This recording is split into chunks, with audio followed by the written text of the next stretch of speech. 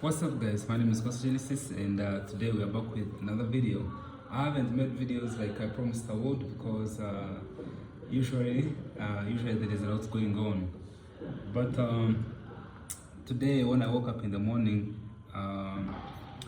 the thing that I want to talk about is I watched yesterday I was watching one of David Goggins' video, and he was talking about how grateful he is for most of the things. But the funny thing, he also talks about how grateful he feels every time he wakes up in the morning and he still has the ability to still take a shit in the morning. And if you think about it, it sounds funny, but it also has more kind of like a deeper meaning to me. 2 years ago, my dad got really sick to the extent where he couldn't like take a shit by himself. Like people had to help him around, and usually, which shows you how grateful you should be, mostly for the small things, or the things that usually go unrecognized every day, like waking up every day in the morning and you are alive. You get to like walk, talk, like you have all the senses working. It always reminds me, no matter how hard sometimes you wake up feeling, but every day I'm able to wake up and I'm still alive.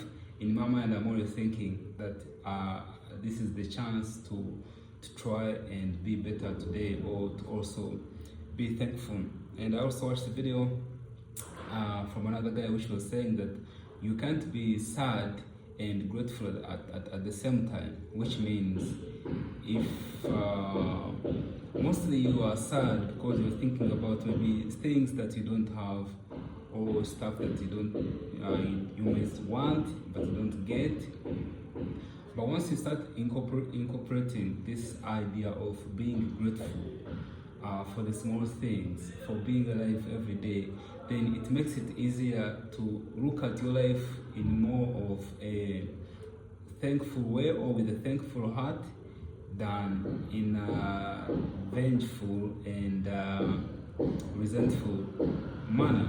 And every time you're looking at life in a vengeful or in a resentful way, or in a negative way, then it usually leads you on doing things that are not good for your self-improvement, but things that lead you on the downward spiral of negative things.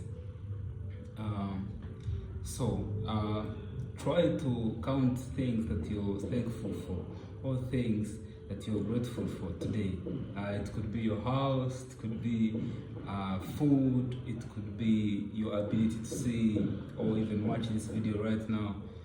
It could be the ability to still have your parents, your friends, better health. Like, this is one of the examples. It might sound cliche, but I always use it. I always use it every time I'm talking about like gratitude. Is that there's never been a day where you go to the hospitals and the hospitals are closed.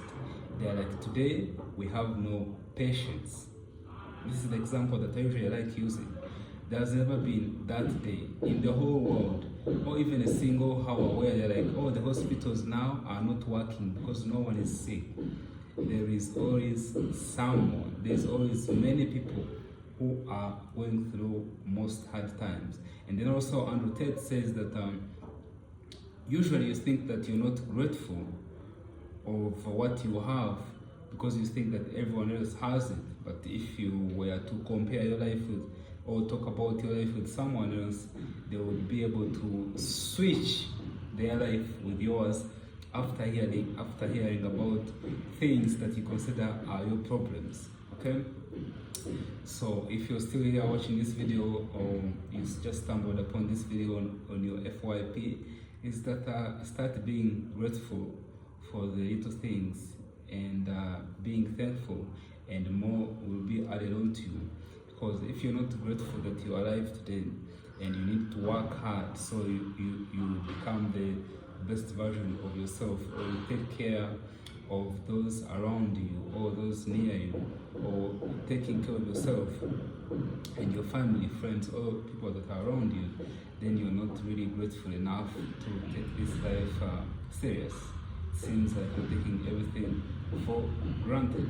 My name is Kwasa, and I will see you in the next video. So that if you didn't get anything from this whole video, all I was trying to say is that be grateful for everything that you have. And this doesn't usually only mean being grateful for only the good times.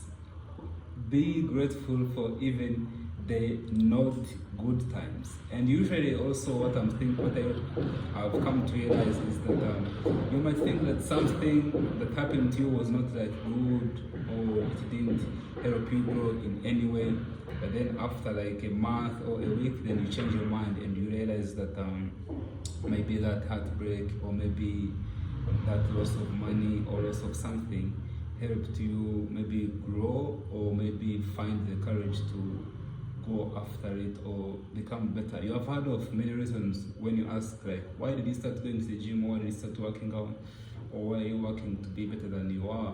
Most times people are like, oh, my girlfriend left me, or she cheated on me, or I wanted this and they didn't have it, or this one undermined me, something like that. So usually I have to go like through bad times to appreciate the high times. Subscribe.